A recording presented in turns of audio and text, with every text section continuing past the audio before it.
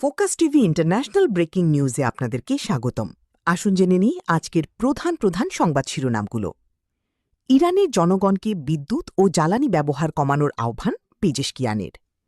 মার্কিন প্রতিনিধিরা পৌঁছানোর আগে পাকিস্তান ত্যাগ করল ইরানের পররাষ্ট্রমন্ত্রী।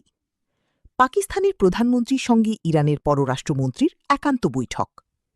চীনা রিফাইনারির ওপর যুক্তরাষ্ট্রের নিষেধাজ্ঞা, ইরানি তেল ক্রয়ের অভিযোগ। মালির রাজধানীসহ বিভিন্ন শহরে বন্দুকধারীদের হামলা। 2 মাস পর ফির আন্তর্জাতিক ফ্লাইট চালু করল ইরান। যুদ্ধ থেকে প্রস্থানে সম্মানজনক পথ খুঁজছে যুক্তরাষ্ট্র, ইরানের দাবি। যুক্তরাষ্ট্রের সঙ্গে সরাসরি বৈঠক নাকচ ইরানের। নিজেদের সক্ষমতার সামান্যই ব্যবহার করেছে ইরান, নিচ্ছে পাল্টা হামলার প্রস্তুতি। বাংলাদেশ সহ 75 দেশের অভিবাসী ভিসা স্থগিত করল যুক্তরাষ্ট্র।